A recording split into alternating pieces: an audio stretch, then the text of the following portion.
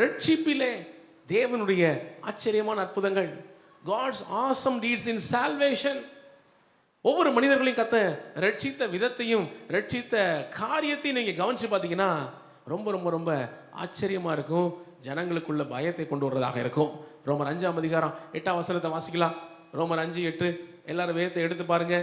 நாம் பாவிகளாய் இருக்கையில் கிறிஸ்து நமக்காக மரித்ததினாலே தேவன் நம்மேல் வைத்த தமது அன்பை விளங்க பண்ணுகிறார். எல்லாரும் சொல்லுங்களேன், நாம் பாவிகளாய் இருக்கையில் கிறிஸ்து நமக்காக மரித்ததினாலே தேவன் நம்மேல் வைத்த தமது அன்பை விளங்க பண்ணுகிறார். பக்கத்துல சொல்லுங்க, உங்களுக்காக மரிச்சிருக்கிறார்.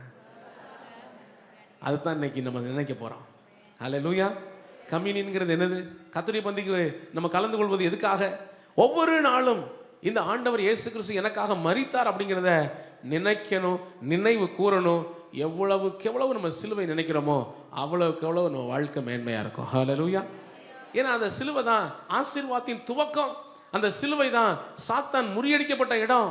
அந்த சிலுவை தான் தேவன் ஜெயம் எடுத்த இடம். ஹல்லேலூயா. ரட்சிப்பு, அந்த ரட்சிப்பிலே தேவன் செய்கிற அதிசயமான ஆச்சரியமான கிரியைகள் என்னங்கிறத வசனத்தை சொல்றேன் பாருங்க.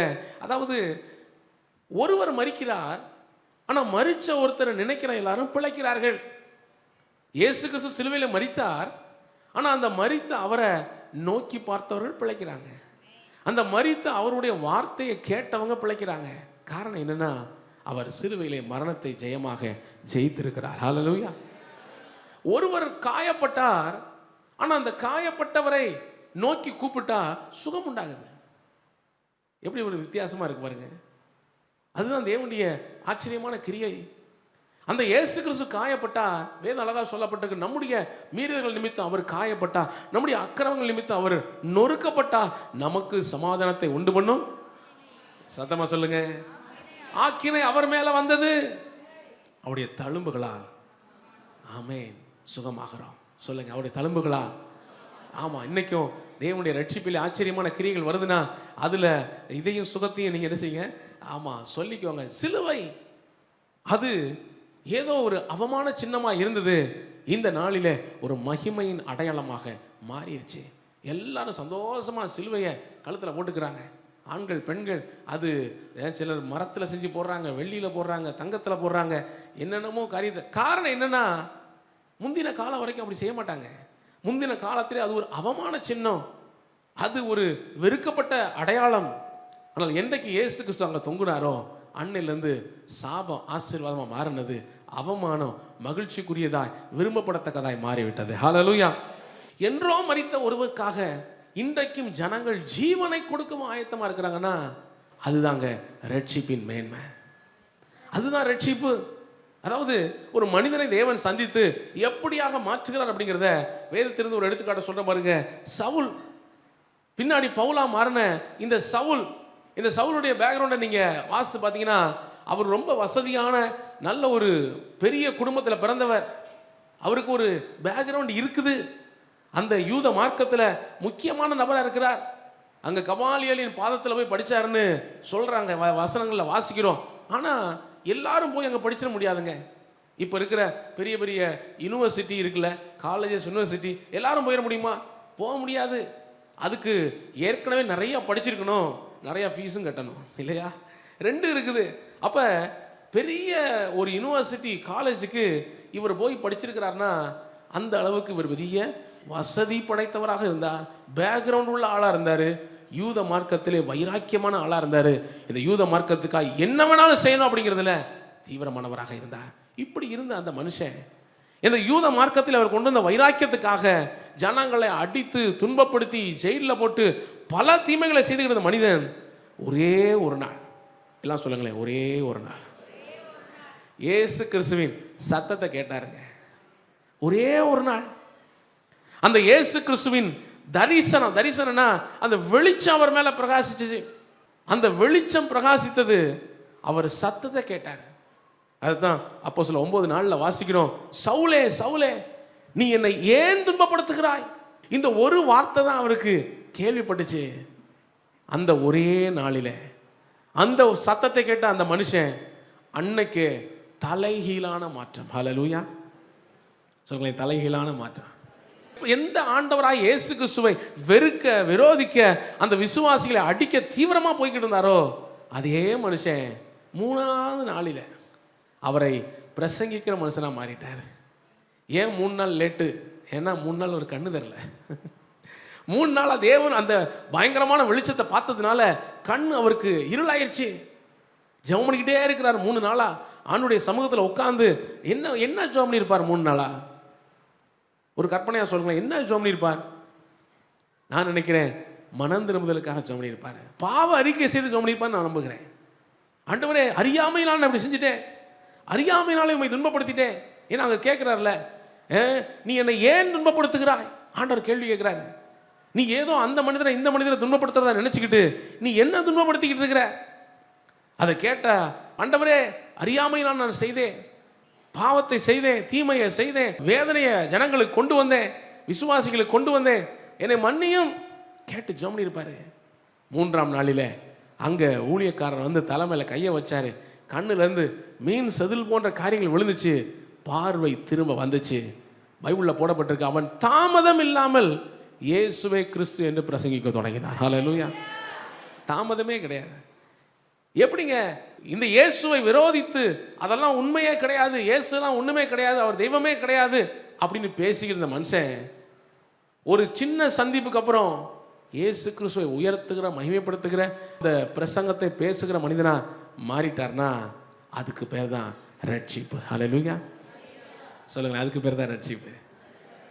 அதாவது தேவனை விட்டு தூரமாய் ஓடிக்கிட்டு இருக்க மனுஷன் தேவனை நோக்கி ஓடி வருகிறவராக, தேவனை நெருங்கி வருகிறவனா மாறுறாரு பாருங்க, அதுக்கு பேர் தான் ரட்சிப்பு. ஹல்லேலூயா.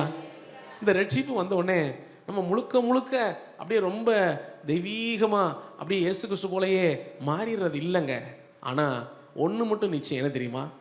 அது வரைக்கும் உலகத்தை பாவத்தை விருப்பத்தோடு நோக்கி ஓடிக்கிட்ட மனுஷன் அதுக்கப்புறம் தேவ சமூகத்தை விருப்பத்தோட நோக்குகிறவராய் தேடுகிறவராய் மாற்றம் அடைகிறார். ஹல்லேலூயா. இன்னைக்கு நமக்குள்ளே அந்த மாற்றம் வந்திருக்கு. நம்மை வந்திருக்குதா?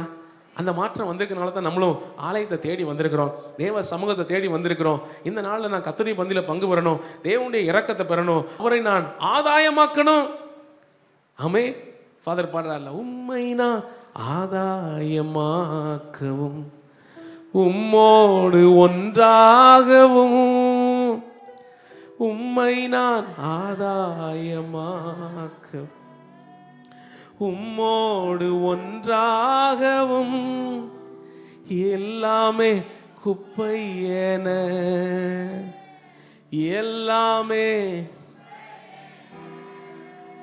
என்னாலும் கருதுகிறே நான் என்னாலும். இது எந்த அளவுக்கு தெரியுமா? இந்த ஜீவன், இந்த வாழ்க்கை, இந்த உயிரையே குப்பன்னு நினைக்கக்கூடிய அளவுக்கு ஜனங்கள் தீவிரமாக இருந்தாங்க. இந்த ரட்சிப்பு வாழ்க்கையில் வந்த உடனே அதுதான் பவுலப்போஸ்தலன் சொல்றார், கிறிஸ்து எனக்கு ஜீவன், சாவு எனக்கு ஆதாயம். ஆமென். அப்படின்னா என்ன அர்த்தம்? செத்தா எனக்கு லாபம் தான், ஆதாயம் தான், அப்படித்தானே? லாபம். ஆமென். நான் மரிக்கிறது எனக்கு நல்லது. எந்த மனுஷங்க அப்படி சொல்ல முடியும்? இயேசுவை சந்தித்த மனுஷன் மட்டும்தான் அப்படி சொல்ல முடியும். ஹல்லேலூயா. இந்த இயேசுவை சந்தித்த மனுஷன் சொல்றான், நான் எதற்கும் பயப்பட மாட்டேன். அந்த நாள் முதல் இந்த நாள் வரைக்கும் அந்த இயேசு கிறிஸ்துவாய் ஜீவனை கொடுக்கவும் ஜனங்கள் ஆர்வமாக இருந்தாங்க. காரணம் என்ன தெரியுமா? அவங்க வாழ்க்கையில் வந்த தெய்வீக மாற்றம்.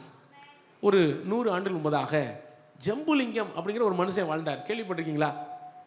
ஆமாம், ஒரு சிலர் கேள்விப்பட்டிருக்க வாய்ப்பு இருக்கு. இப்போ வீரப்பன் தெரியுமா? கொஞ்ச நாளைக்கு முன்னாடி. ஆமாம் இளைஞனாக இருக்கிற அந்த காலத்தில் இந்த வீரப்பனை பற்றிய நியூஸ் எல்லாம் வந்துச்சுன்னா ரொம்ப ஆர்வமாக வாசிப்பேன் பேப்பரில், நியூஸ் பேப்பரில். ஆமாம், வீரப்பன் அப்படி செஞ்சான் இப்படி செஞ்சான் பாருங்க. இந்த வீரப்பனை பற்றி என்ன சொல்கிறாங்கன்னா, அவன் ஓரளவுக்கு ஒரு ஒரு ஒரு வகையில் நல்லவன் தான். என்ன நல்லவன்? ஆமாம், சந்தனக்கட்டை கடத்தி விற்கிறான், அது தப்பு தான். ஆனால் அவன் அங்கே அந்த பகுதியில் உள்ள ஜனங்களை நேசிக்கிறவனா, அவங்க பலருக்கு உதவி செய்கிறவனாலாம் இருந்திருக்கிறதா சொல்கிறாங்க. எப்படி நம்ம காலத்தில் ஒரு வீரப்பன் அந்த அரசாங்கத்தால் பிடிக்கவே முடியாத அளவுக்கு பல வருடங்கள் அரசாங்கத்துக்கு சவாலாய் சுற்றி வந்துக்கிட்டு இருந்தாரோ, இதை மாதிரி வாழ்ந்த ஒரு மனுஷன் தான் ஜம்புலிங்கம். கிட்டத்தட்ட ஒரு 100 வருஷத்துக்கு முன்பாக இவர் இந்த திருநெல்வேலி சரௌண்டிங்கில் வாழ்ந்த ஒரு மனுஷன். அவர் செஞ்ச காரியம் என்னென்னா, அந்த காலத்தில் சந்தன கட்டையெல்லாம் விற்கல. அவர் செஞ்சது என்னன்னா, சும்மா வழிப்பறி பண்ணுறது ரோடுகளில். ஏன்னா இரவு நேரத்தில் யாராவது போகிறாங்கன்னா வழிப்பறி பண்ணுறது. ஆனால் அவனும் ஒரு வகையில் நல்ல மனுஷங்கிறாங்க. என்னென்னா, இருக்கிறவன்ட்ட பிடுங்குவான், இல்லாதவனுக்கு கொடுப்பானா. தான் கொஞ்சம் வச்சுக்கிடுவான், இல்லாதவனுக்கு என்ன செய்வான், பணக்காரங்க வீட்டை போய் கொள்ளையடிப்பான், ஏழைகளுக்கு கொஞ்சம் கொடுத்துட்டு அவன் கொஞ்சம் என்ன செய்வான். அவனுக்குள்ளேயும் ஒரு கெட்ட மனிதனுக்குள்ளேயும் ஒரு நல்ல குணம். ஆனால் அவன் செய்கிறது எல்லாம் தப்பு. அரசாங்கம் அவனை பிடிக்க பல தனிப்படை, இப்போ சொல்லுவாங்கள்ல 7 தனிப்படை அமைக்கப்பட்டிருக்கிறது. அதை மாதிரி பல தனிப்படையெல்லாம் அமைச்சாங்க. ஆனால் அந்த செம்புலிங்கத்தை பிடிக்கவே முடியல. அவ்வளவு ஒரு முரட்டாட்டமான பயங்கரமான அரசாங்கத்தால் பிடிக்க முடியாத ஒரு மனிதனாய் வாழ்ந்து கொண்டிருக்கிறான். ஆனாலும் அந்த மனிதன் ஒரு நாள் கர்த்தரை சந்தித்தான். அங்கே இந்த ஏமி கார்மைக்கல் ஒரு அம்மா ஊழியம் செஞ்சாங்கன்னு டோனா ஊரில் இருந்த சரித்திரம் இருக்கு பாருங்க. அவங்கள பற்றி அவன் கேள்விப்பட்டிருக்கான். அந்த அம்மா நிறையா ஹெல்ப் பண்ணுறாங்க, பல பிள்ளைகளெல்லாம் வளர்க்குறாங்க, பல நன்மை செய்கிறாங்க. கேள்விப்பட்ட உடனே ஒரு நாள் யாரையும் பார்க்காத ஒரு நேரத்தில், இரவு நேரத்தில் அந்த அம்மாவை சந்திச்சானா. அப்போ அவங்க ஆண்டரை பற்றி சொல்லிக்காங்க, எவ்வளவோ நல்ல குணமெல்லாம் உனக்கு இருக்கேப்பா, நீ ஏன் இப்படி வாழ்கிற, நீ எல்லாம் நல்ல நிலைமையில் மாற வேண்டிதானே, எல்லா தீமைகளை பாவங்களை விட்டு வாழ வேண்டிதானே. அவன் ஆண்டவரை ஏற்றுக்கொண்டான்னு சரித்திரத்தில் சொல்கிறாங்க. அதுக்கப்புறம் அவன் வாழ்க்கையே மாறிடுச்சு. அதுக்கப்புறம் இந்த பல தீமைகளை செய்கிற மனிதன் தீமைகளை செய்ய அவனாலேயே முடியலை. காரணம், கிறிஸ்து அவனுக்குள்ளே வந்துட்டார். ஹல்லேலூயா. ஆமாம் பாருங்க, இந்த தவறுக்குள்ள தீமையான காரியத்துக்குள்ளே இறங்கினவன் கடைசி வரைக்கும் செஞ்சுக்கிட்டு இருந்தால் தான் அது உனக்கு பாதுகாப்பு.